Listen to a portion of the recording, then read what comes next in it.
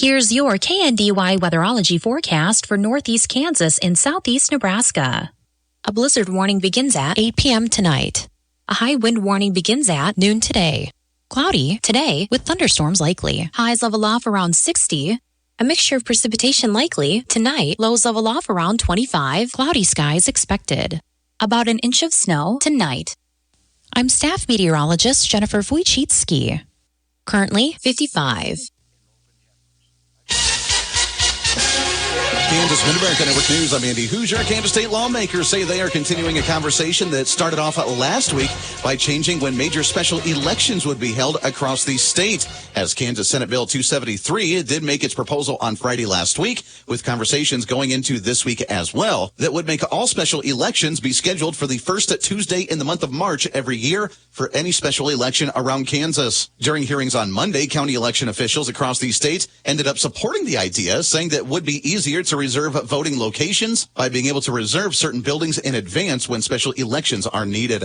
In other news, USA's Today and their 10 Best Readers' Choice contest has officially named the small town of Abilene, Kansas, another finalist for the best historic small town for the 7th straight year in a row. According to the national recognition, they say that the town of Abilene has one of the nation's top destinations for history lovers, reaffirming its reputation as a must-visit town in the country. Spending time in the backyard can be a great time for all your family and friends. Burwell Construction can make your backyard look its best with a new deck and patio cover. Wood or composite decks, Burwell Construction will help you design the perfect space for all your outdoor fun. And Burwell Construction can secure your backyard with a new fence. 316-794-3430. 316-794-3430 or burwellconstruction.com. It's Burwell, it's Burwell. Burwell Construction. Sports. Fox Kansas is Wichita's home for exciting live sports action. Start your weekend with a slam. And Fox College Hoops Friday as Purdue takes on Illinois at 7 p.m. Saturday, it's a full day of sports action, including NCAA basketball with St. John's and Marquette at 11 and USC and UCLA in primetime. And on Sunday, catch more college hoops with Iowa and Nebraska at 11:30 and the Big East Women's Tournament semifinal at 1:30. Fox Sports, Fox Kansas, Channel 24, Cox Cable Channel 4. The city of Wichita and the Wichita School District of USD 259 wrapped up with a bond special election issue that ended up failing last week with a close 295 vote majority saying no to the $450 million bond that would have built new schools and sold off old buildings within the district. In no way should, even though the campaign or the vote has ended, should this be the end for the people of Wichita. I think we all, myself included, need to stay engaged and making sure that we're moving forward together because that's what students deserve. I think that's what teachers deserve. And I hope that we can all do that together.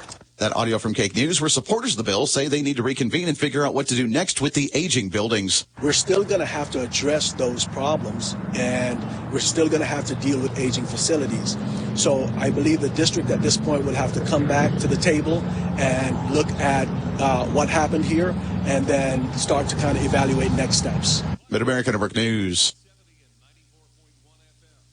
Duzine Enterprises has been laying floors all over our area since 1962. That's miles and miles of carpet, laminate, tile, hardwood, and vinyl. And they are so good at it that their schedule is filling up fast. So while good things come to those who wait, if you have a remodel or a new construction project in your near future, you should probably get on their schedule today. So call 785-325-2379. That's 785-325-2379. Duzine Enterprises in Washington.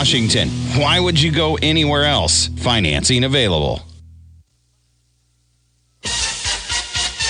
Nebraska Mid-America Network News. I'm Andy Hoosier. Well, the legal battles continue in the state as Nebraska Attorney General's office has officially appealed the dismissal of their case that alleged that the former director of the History Nebraska illegally had transferred funds that were donated to the agency. As according to the Nebraska Examiner, back in December of 2024, Lancaster County District Judge Susan Strong had dismissed the felony theft by deception charge against the former director Trevor Jones, ruling that the prosecutors with the AG's office had violated Jones's right to a speedy trial. According to the 12-page ruling, Strong had rejected the arguments by the Attorney General's office, saying that they had been halted when Jones's former defense attorney had asked to withdraw from the case over a year ago. The former director for History Nebraska had resigned after receiving a more than $164,000 a year director's job back in 2022 and had resigned right before a critical state audit that was released. The investigation is still ongoing. Mid-America Network News, I'm Andy Hoosier.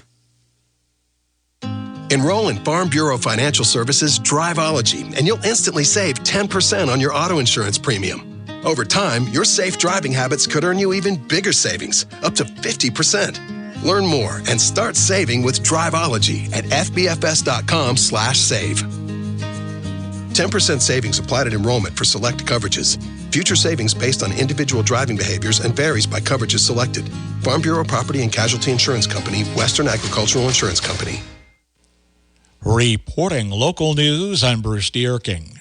Marshall County Commissioners approved a bid of $630,000 for a bridge replacement a mile west of Elites.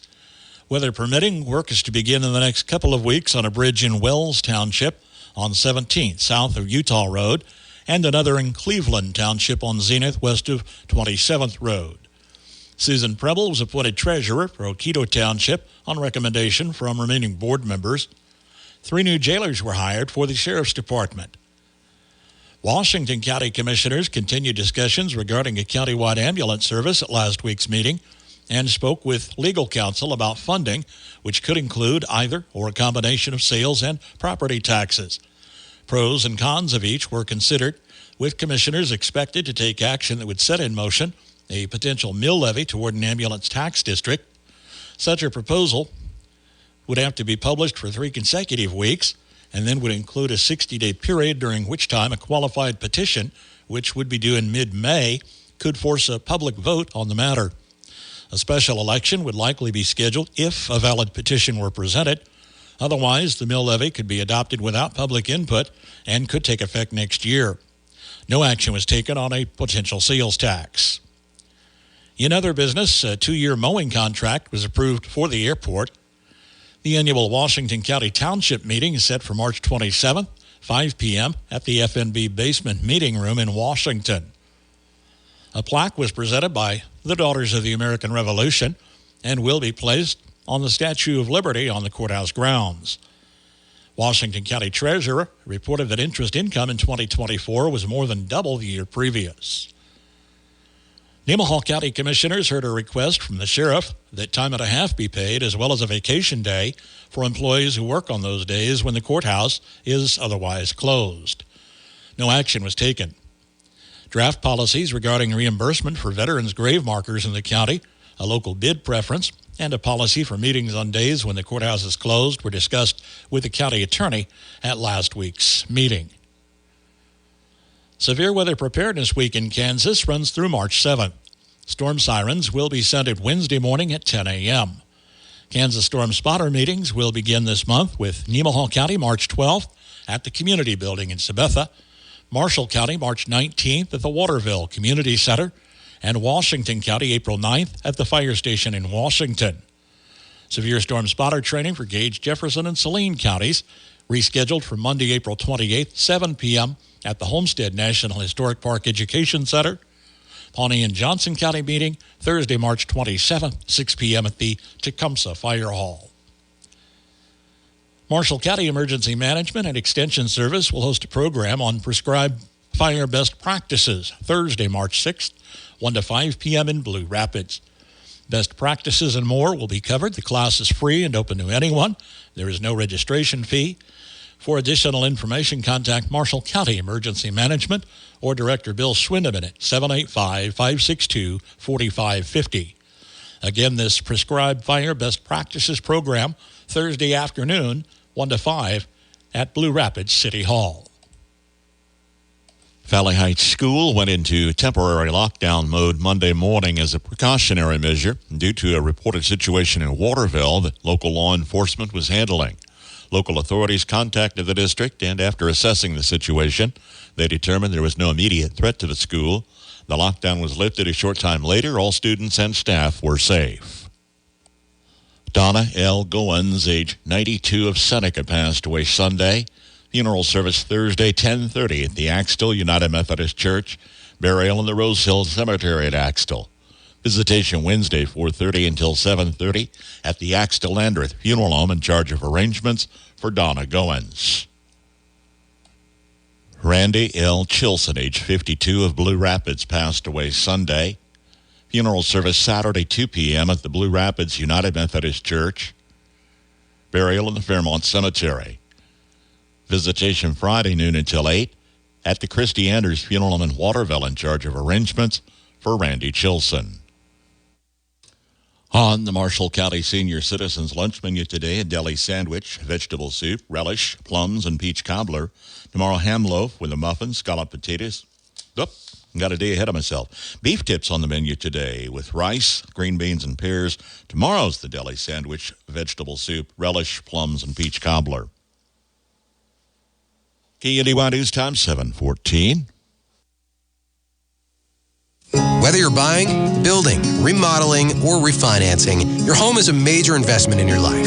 At United Bank and Trust, we understand how important it is to work with someone who cares. Our loan officers have the experience it takes to make the process a smooth one. Come in for a visit or start online by filling out a loan application at ubankonline.com in as little as 20 minutes. Mortgage lending with United Bank and Trust. It's banking for your way of life. Member FDIC, Equal Housing Lender. Here's a look at your KNDY weatherology forecast for northeast Kansas and southeast Nebraska. A high wind warning goes into effect for this afternoon, then a blizzard warning goes into effect for tonight. Very windy conditions expected as we head into the afternoon time frame for today, as a developing strong area of low pressure continues to work eastward. We'll have those winds increasing as they switch to the north and northwest to around 20 to 30 miles per hour by this afternoon, but could have some frequent gusts topping 40 miles per hour.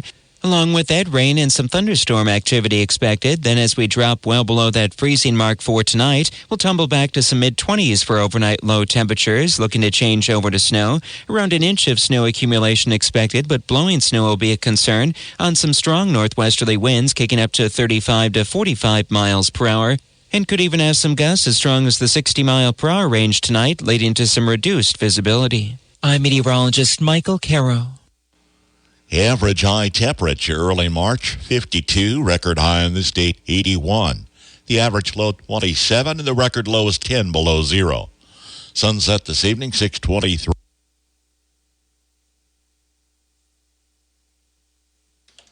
55 degrees this hour. That's a check of the morning news and weather for this Tuesday, the 4th of March.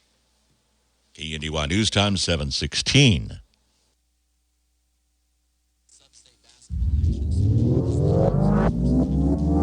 Hey Blue Valley customers, how would you like to save $10 on your next bill? Sign up for Blue Valley Technologies paperless billing and receive a one-time $10 bill credit.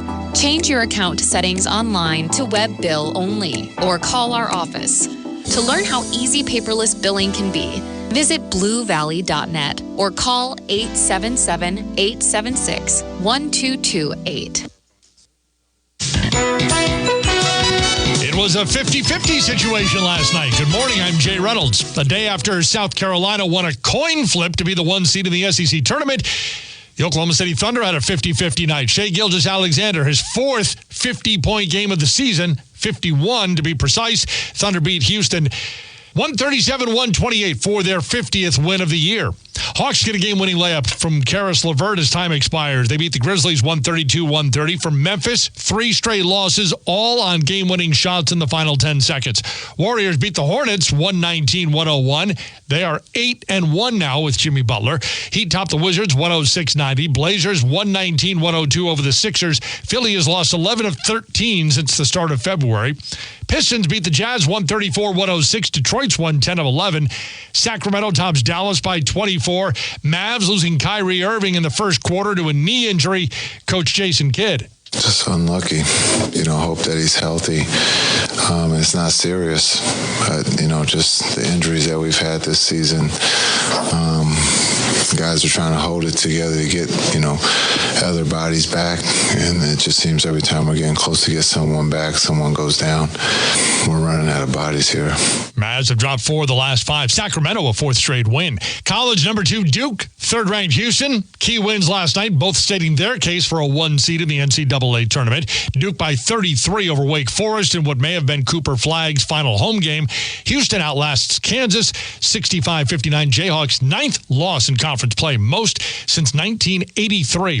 Football, the Bengals put the franchise tag on T. Higgins for the 2nd year in a row. Vikings not expected to tag Sam Darnold today.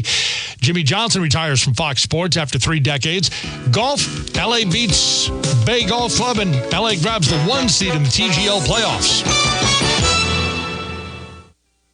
With spring just around the corner, wouldn't it be great if you could upgrade your space? Well, Macy's is here for you. It's your last chance to catch our President's Day sale with big savings on what you need to refresh your home. Think 20 to 40% off new furniture, like our exclusive Radley sectional, now $21.99. And take 30 to 60% off a new mattress from Hotel Collection, Serta, and more, so you can sleep better. Hurry into Macy's before this weekend is over, because our President's Day sale ends Sunday. Savings off already reduced prices. Exclusions apply. Progressive knows there are some surprisingly expensive things in life, like fences. A house with a big yard and a white picket fence was always the dream. But then you saw the price to install a fence and you're wondering if the color is driving the price up. Nobody ever dreams of a beige or a gray picket fence, right? So maybe those fences are cheaper. But no, they're not. Then you remember that switching your home and auto to Progressive could save you hundreds and make all your dreams of a fence come true. Progressive Casualty Insurance Company affiliates and other insurers. Not available in all states. Hanover, Axtell, and Frankfurt boys advanced to sub-state championships with Monday's semifinal wins. Hanover caught Victoria 75-51. Axtell tripped Lynn 65-44. And Frankfurt up into Bishop Seabury 73-70. Tuesday evening, Marysville girls are at Cheney. An early start at 5, live on AM 1570, FM 94.1. Wednesday, Marysville boys at Heston at 6 on AM 1570, FM 94.1. With Valley Heights girls at Mount Academy in Atchison at 6, live on FM 95.5. Diller Odell Lady Griffins are 7th seed and face 2nd seed Elm Creek in the state tournament Wednesday evening at 6 from Pinnacle Bank Arena in Lincoln. On Friday, we'll cover girls 1A Division II from Tesket with Hanover Axtell girls at 6, Lynn versus St. John's Tipton at 7:30. Then the boys' final Saturday evening with Hanover and Logan Palco and Axtell versus St. John's Tipton, live on KNDY FM 95.5.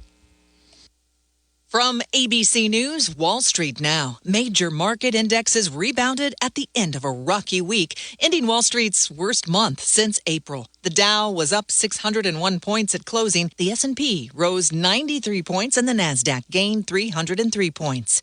Asian stock indexes tumbled amid worries about the Trump administration's proposed tariffs on imports to the U.S.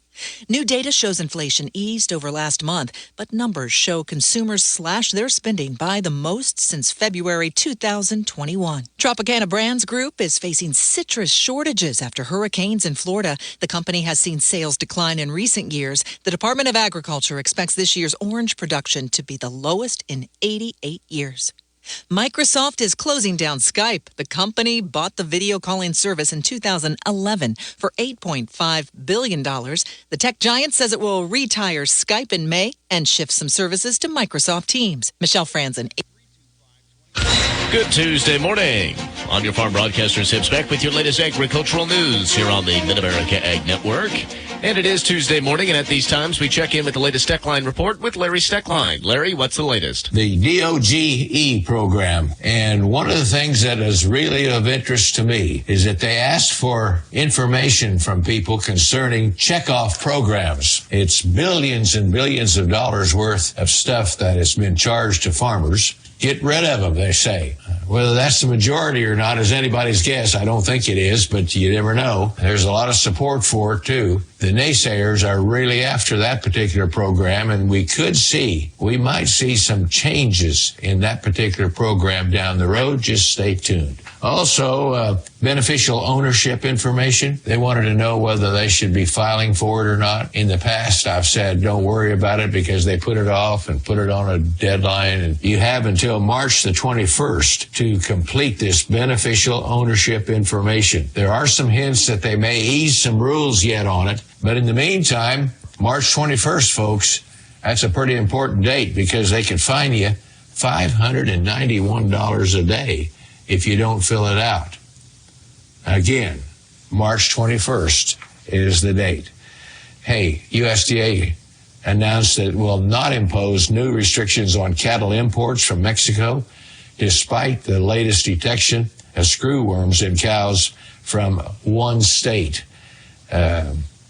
With the tight cattle market situation here, I can understand what they're doing there, leaving the gates open just a little bit. But they've got some programs that they're initiating to try to make sure it doesn't hit our country. And I think it looks like it ought to work. See you on the next Techline Report. Be prepared for this planting season with Cottage Hill Ag Supply's Spring Planter Clinic March 6th at their location south of Waterville on Thursday, March 6th from 1:30 p.m. until 3:30. Covered will be planter maintenance practices and proper planter setup for a successful planting season, as well as a full dive into the precision planting lineup offered at Cottage Hill Ag Supply. Call Darren at 785-363-6101 or visit Cottage Hill Ag Supply on Facebook for more information.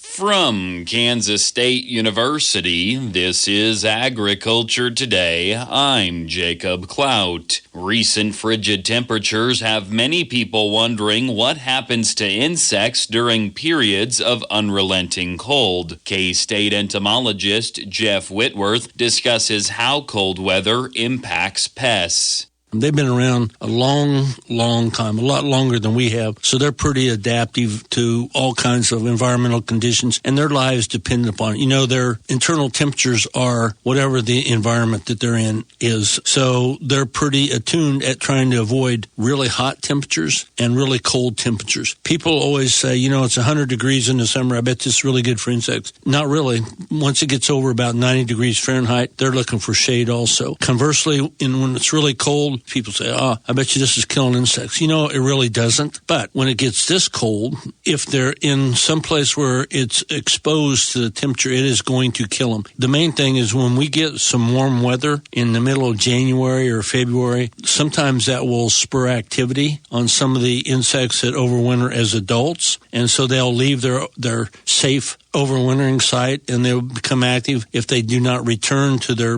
safe overwintering site when the return of cold weather comes, it does kill a few of them.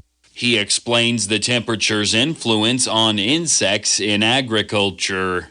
What really hammers the population sometimes is once the crops break dormancy, whenever that is, and a lot of that is related to the photo period also. When those crops, in this case we're talking about wheat and alfalfa because those are the only crops that we have mainly that overwinter in Kansas and are still available for insects. When they break dormancy, those insects generally break dormancy about the same time because they're pretty attuned to that. They need that food, and that's the time they can start feeding. But then when we get a cold spell, you know, a lot of times we'll get a week of really cold weather in late March or April after the crops have broken dormancy. It will hammer the crops also, but that will kill a lot of our insect pests.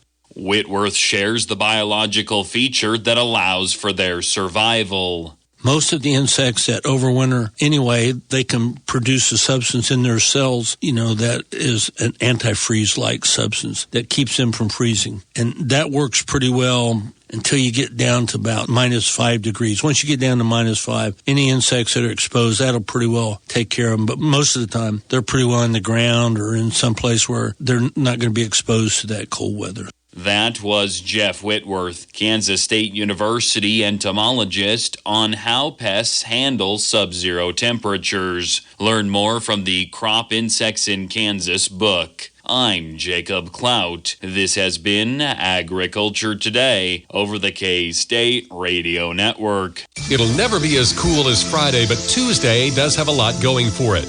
We'll give it our best sales pitch today on the Old Farmer's Almanac Radio Report.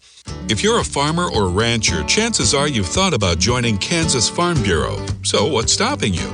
Your membership means you have a seat at the table when it comes to the issues that affect your farm. Things like trade, taxes, water, and regulations.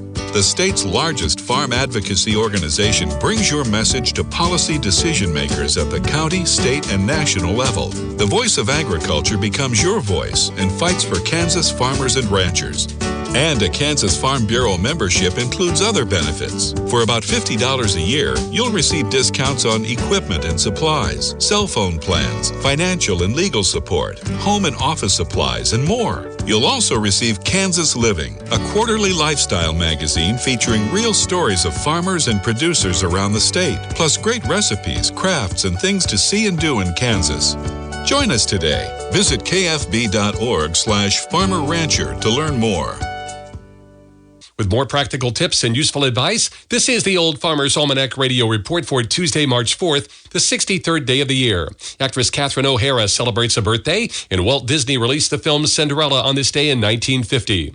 As days of the week go, Tuesday may have a humdrum reputation, but it turns out to be a great day for lots of activities. Dining out, for example. Many restaurants are closed on Mondays and will have freshly stocked kitchens on Tuesday. Looking for a deal on airline tickets? Airlines often announce fare specials on Tuesday. If you need to schedule surgery, make it a Tuesday. It's more likely to be successful. And Tuesday's all-business reputation is still intact. Business executives say today is usually the most productive day of the week. That is the Old Farmer's Almanac Radio Report. Looking for more best day activities? Find them at almanac.com. 729 from KNDY and 55 degrees, which may be our high temperature today. Things head south from here. It's very mild at this hour, but you feel the moisture in the air. If a cold system collides with that, that's when it all breaks loose.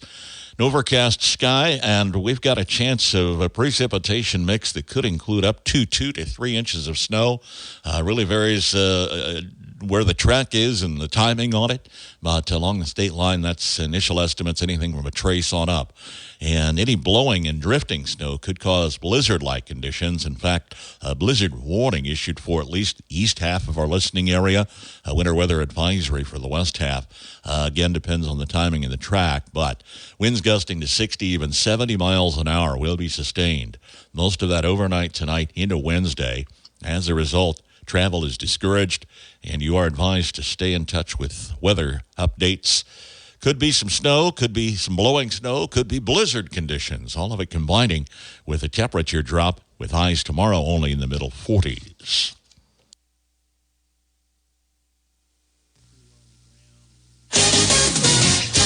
I'm Tim Speck with your latest Mid-America Sports Network update as Wichita State and North Texas went toe-to-toe for 40 minutes, but it was the Mean Green who made a couple more plays late to escape with a 68-66 victory yesterday in the Super Pit. Wichita State now drops to 17-12 on the year, 7-9 in the American Athletic Conference, losing its second straight game after a 6-game win streak, but losses to North Texas this season were combined by just 6 points in the 2 losses.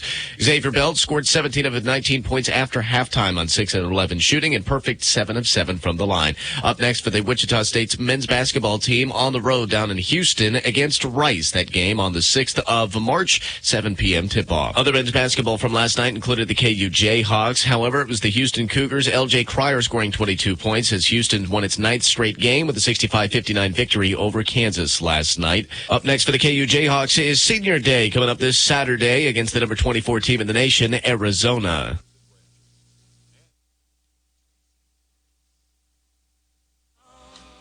For the third time this season, the Axtell boys defeat the Lynn boys, this time for a chance to go to a sub-state championship game. Your final night score from Monday night's action, 65-44. Axtell ran away with this one, leading 49-31 at halftime and outscored Lynn in every quarter. Lynn had 3 players in double figures, but it was the 24 points from Axtell's Colin Shaughnessy that led the way for the Axtell boys as they move on to 20-1 on the season and will move to a sub-state championship game on Saturday. Lynn finishes their year 10-12 under first-year head coach Ben Bargdell as Axtell defeats Lynn again in Monday night's sub-state semifinal action, 65-44. Reporting for KNDY Sports, I am Max Blasky. Hanover, Axtell, and Frankfort boys advanced to sub-state championships with Monday's semifinal wins. Hanover caught Victoria 75-51. Axtell tripped Lynn 65-44. And Frankfort up into Bishop Seabury 73-70. Tuesday evening, Marysville girls are at Cheney. An early start at 5, live on AM 1570, FM 94.1. Wednesday, Marysville boys at Heston at 6 on AM 1570, FM 94.1. With Valley Heights girls at Mount Academy in Atchison at 6, live on FM 95.5. Diller Odell Lady Griffins are 7th seed and face 2nd seed Elm Creek in the state tournament Wednesday evening at 6 from Pinnacle Bank Arena in Lincoln. On Friday, we'll cover girls 1A Division II from Tesket with Hanover Axtell girls at 6, Lynn versus St. John's Tipton at 7:30. Then the boys' final Saturday evening with Hanover and Logan Palco and Axtell versus St. John's Tipton, live on KNDY FM 95.5. Again, it's an early start tonight on account of the forecast for weather for the Marysville girls. It'll be a 5 o'clock start. They're planning to overnight in Salina. They'll have more details on that available, but we'll be on the air tonight, weather permitting, at 5 o'clock with coverage from Cheney, Kansas. We'll stay overnight. We'll head to Heston tomorrow night with the Marysville boys. Again, all of it weather pending. There have been some variable schedules and some late schedule changes, so be advised.